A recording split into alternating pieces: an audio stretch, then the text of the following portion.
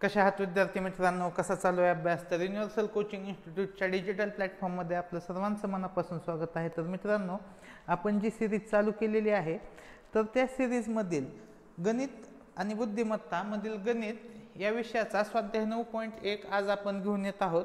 तर चला चालू करूयात. बघा प्रश्न काय आहे. प्रश्नाच्या आधी आपण हा जो चॅप्टर आहे, चॅप्टर क्रमांक 9 दशांशापूर्णांक व्यवहार्य अपूर्णांक, तर एक थोडंसं बेसिक बघूयात. हे बेसिक झालं की मग आपण प्रश्न घेऊयात. तर बघा बेसिक काय आहे. तर तुम्हाला आतापर्यंत तुम्हाला बेरीज वजाबाकी गुणाकार भागाकार हा सहज येतोय. फक्त आपल्याला असं ज्यावेळेस देतात 41.32, तर ह्या गोष्टींचं कन्वर्जन कसं करायचं, म्हणजे ह्या गोष्टी काय असतात, हे दशांशापूर्णांकामध्ये आल्यावर काय करायचं, तर ते आपण बघूयात. बघा ज्यावेळेस आपल्याला 41.32 आणि 2.55 असं काहीतरी भागाकार दिला असेल, काहीतरी दिलं असेल, त्यावेळेस आपण काय बघायचं की बघा 41.32 तर 4132 लिहूया आपण. बघा ह्याच्या पुढे किती घर आहेत, पॉईंटच्या पुढे 2 घर आहेत म्हणून खाली दिले 1 वर 2 शून्य, बरोबर. आता इथं पॉईंटच्या पुढे किती घर आहेत, तर पॉईंटच्या पुढे 2 घर आहेत म्हणून अंशस्थानी 2 शून्य येतील आणि खाली येईल 255, बरोबर.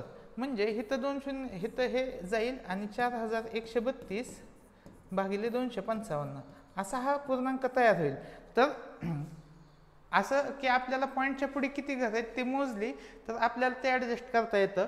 बस एवढंच आहे ह्या चॅप्टरमध्ये. तुम्ही एवढाच बेसिक शिकलात तर बाकीच्या सगळ्या प्रोसेस आपण ज्या रेग्युलरसाठी करतो, रेग्युलर बेरीज वजाबाकी गुणाकार भागाकार करतो, फक्त तेच करायचं आहे. फक्त आपल्याला पॉईंट ॲडजस्ट करायचे. तर चला बघूया हा प्रश्न. 41.0812 मधून कोणती संख्या कमी केली असता 32.487 ही संख्या मिळेल. म्हणजे 32 असं म्हणूया, यामधून x वजा केलं त्यावेळेस काय मिळेल 32.487. मग काय होईल, x इकडे येईल आणि 32.487 एक्सच्या जागी येईल. म्हणजे 32.487 वजा केलं की आपल्याला काय मिळतंय उत्तर. मग डायरेक्ट आपण 32.487 वजा करू. मग हे तर आलं 32. पॉईंटच्या खाली पॉईंट द्या. बघा लिहिण्याची पद्धत खूप महत्त्वाची आहे. 4 8 7.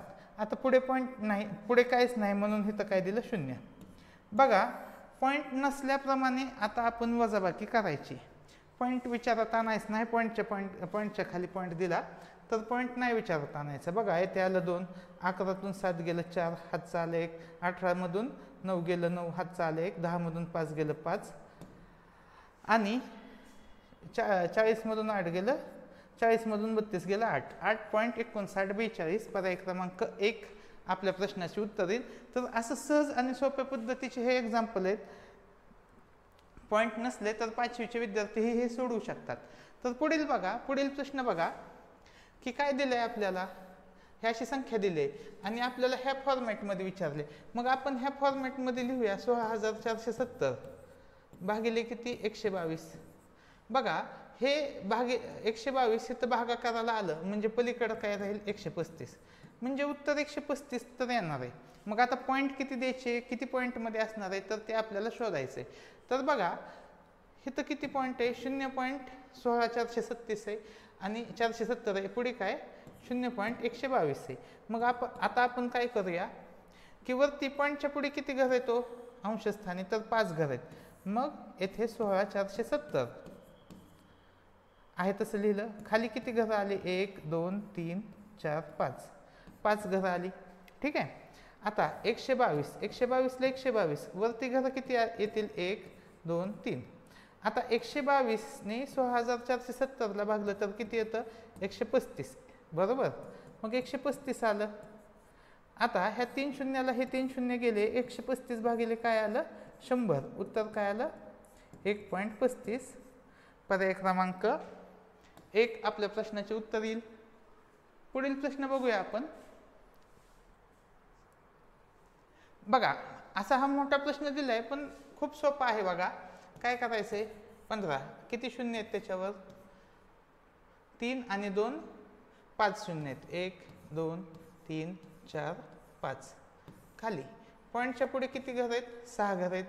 मग आपण काय करू 3 आणि वरती 6 शून्य देऊन टाकू 1 2 3 4 5 6 बघा 3 असं उलट्या पद्धतीने सहज लिहिता येईल 3 5 15 बरोबर मग 5 5च्या पुढे किती शून्य आले हो 2 4 5 6 7 8 9 10 11 म्हणजे 5 गुणिले 10चा कितवा घात येईल 11वा बघा ऑप्शन आपण लिहायचं राहिले ऑप्शन लिहून घेऊया म्हणजे आपल्याला कळेल बघा 5 पहिले 5 गुणिले 10चा 5वा दुसरा आहे 8वा तिसरा आहे 10 आणि चौथा आहे 11 आपलं उत्तर आलं पर्याय क्रमांक 4 बघा असे सहज आणि सोप्या पद्धतीने सुटणारे हे प्रश्न आहेत पुढील प्रश्न बघूया बघा वरती बेरीज दिली आहे खाली गुणाकार दिलाय तर पहिल्यांदा आपण बेरीज करून घेऊया 3.0 अधिक 0.4 अधिक काय 0.56 आता हे ते काय नाही म्हणून हे ते शून्य दिले आपण येथे काय आलं 6 9 3.96 म्हणजे वरचा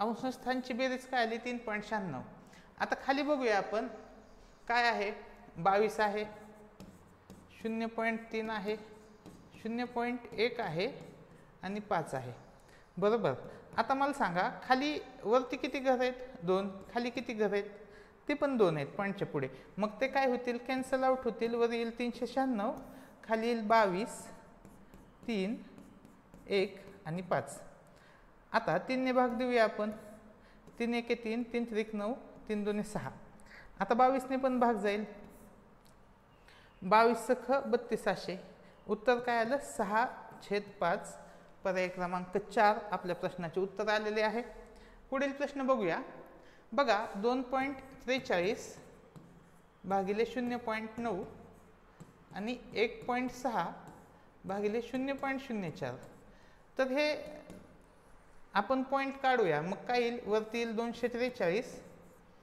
भागिले 100 आणि येथे आलं 9 आणि 9 साठी वरती काय येईल 10 बरोबर येथे काय येईल 16च्या खाली काय येईल 10 आणि येथे आलं 4 आणि 4च्या वरती काय आलं 100 पॉईंटच्या पुढे 2 घर आहेत ते ॲडजस्ट केले आपण मग बघा ह्या शून्याला शून्य जाईल 9 ने भाग दिला तर येथे आलं 27 काय आलं 27 भागिले 10 अधिक शून्याला शून्य गेलं 4 × 16 4 आणि 10चा गुणाकार 40 बघा 2.7 अधिक 40 उत्तर काय येईल 42.7 पर्याय क्रमांक 2 आपल्या प्रश्नाचे उत्तर येईल पुढील प्रश्न बघू हा प्रश्न ह्या स्वाध्यायामधील शेवटचा प्रश्न आहे पुढील लेक्चरमध्ये आपण स्वाध्याय 9.2 हा घेऊन येत आहोत तर हा शेवटचा प्रश्न बघूया बघा येथे पॉईंटच्या पुढे किती घर आहेत 3 आणि येथे एकच आहे लिहून घेऊया बघा येथे 2 घर आहेत येथे 2 घर आहेत हे तर ॲडजस्ट होऊन जाईल म्हणजे ह्यांचे पॉईंट निघून जातील